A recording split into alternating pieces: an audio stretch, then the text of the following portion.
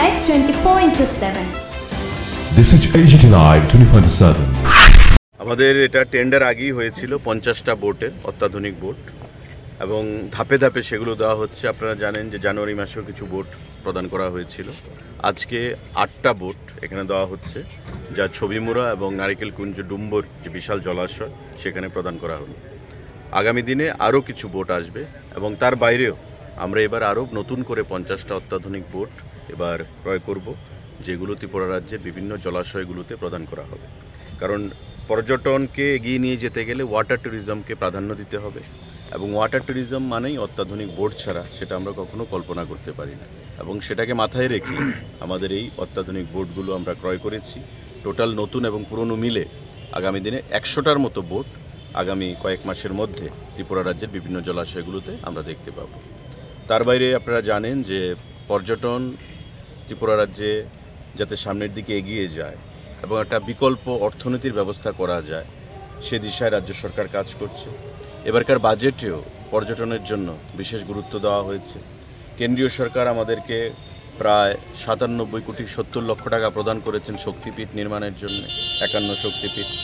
তার বাইরে জিরানিয়াতে এসএন কলোনিতে সেখানে অত্যাধুনিক পার্ক তৈরি করার জন্য আমাদেরকে 48 কোটি টাকার উপর স্যাংশন দিয়েছেন। আগামী দিনে যে ডিপিআর আমরা জমা করেছি সেক্রেটারি এবং ডাইরেক্টর ট্যুরিজমকে নিয়ে কেন্দ্রীয় মন্ত্রীর কাছে, আগামী দিনে আমরা আরও প্রায় 100 কোটি টাকা পাবো ত্রিপুরা রাজ্যের যে ডিপিআর আমরা প্রদান করেছি সেই ভিত্তিতে জাম্পুই এবং আমাদের বিভিন্ন পর্যটন ক্ষেত্রগুলোকে নতুন করে তৈরি করার জন্য। এবারকার বাজেটে আপনারা জানেন যে বাজেট সেশন চলছে। আজকে বাজেট আমাদের পাশ হয়েছে, আরও একদিন বাজেটের অধিবেশন আছে 1 তারিখ। এই বাজেটেও আমাদের দক্ষিণ জেলায় লুধুয়াটি এস্টেট, আমাদের মোহনপুরে একটা ইকো পার্ক, লুধুয়ার যে টি এস্টেটে ইকো পার্ক, তারপরে আমাদের যে বিভিন্ন যে প্রজেক্টগুলো ফেস্টিভ্যালস তার জন্য অর্থ ধার্য রাখা হয়েছে।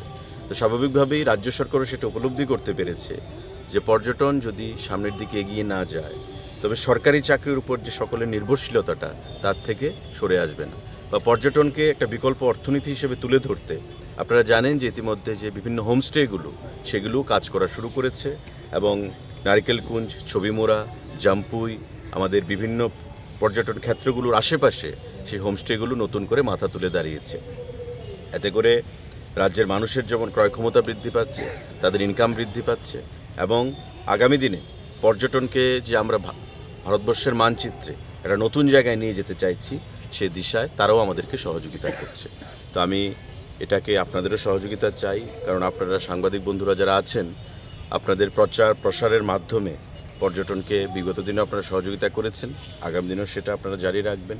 আমরা যেটা বলেছি যে আগামী 1.5 থেকে 2 বছরের মধ্যে আমাদের যে বিভিন্ন পর্যটন ডেস্টিনেশনগুলো যেগুলোর কাজ চলছে ইতিমধ্যে এডিবির টাকায় বা আমাদের স্বদেশ দর্শনের টাকায়, বা নতুন করে যেগুলো আমরা কাজ শুরু করব সেগুলো যখন মাথা তুলে দাঁড়াবে, তৈরি হয়ে যাবে, স্বাভাবিকভাবেই ত্রিপুরা রাজ্য পর্যটনের মানচিত্রে একটা নতুন দিশায় চলে আসবে, নতুন জায়গায় চলে আসবে এবং আগামী দিনে ভারতবর্ষের বিভিন্ন প্রান্ত থেকে এই রাজ্যে পর্যটকদের সংখ্যাও সেখানে অনেকটা বৃদ্ধি পাবে। আজকে সে দিশায় আমরা এখানে আছি এবং এই বোটগুলো আজকে আমরা জনগণের উদ্দেশ্যে বিভিন্ন ওয়াটার বডি যেগুলো রয়েছে সেখানে আমরা উৎসর্গ করলাম। জি,